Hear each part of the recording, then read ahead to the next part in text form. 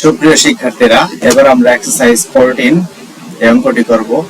এখানে বলছে দেখাও যে root i plus root minus i equal plus minus root 2। এটা আমাদের প্রমাণ করতে বলছে। তো আমরা এই যে লেফট হ্যান্ড সাইড যেটা আছে সেটাকে আমরা প্রথমে x ধরে নিব।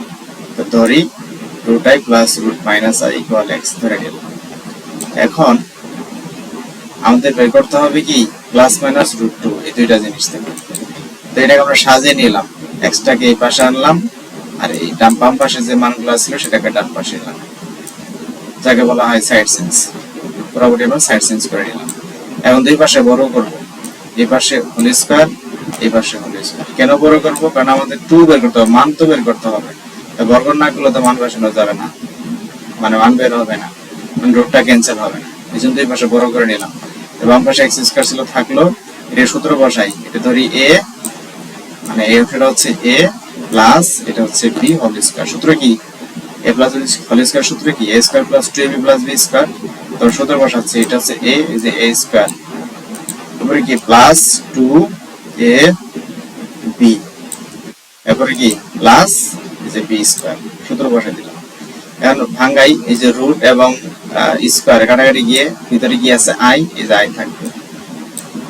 আবার এখানে কি 2 into root i into root minus I.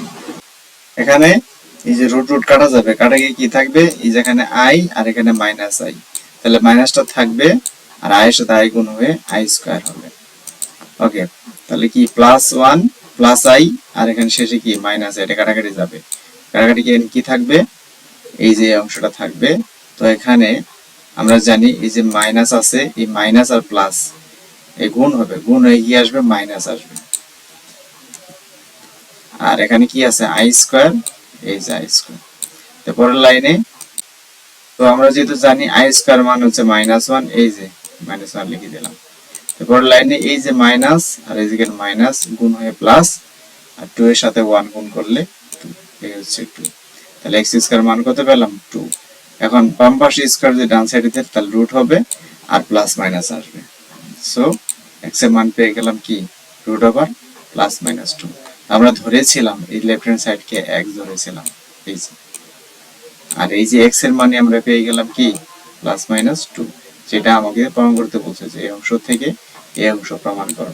তাহলে এই অংশটাকে যেহেতু আমরা x ধরছি আর x এর মান যেহেতু এটা পেয়েছি, সো আমরা বলতে পারি যে লেফট হ্যান্ড সাইড থেকে রাইট হ্যান্ড সাইড প্রমাণিত, বা যেটা এখানে বলছে দেখা হলো তাহলে শর্ট, এই যে দেখানো হলো।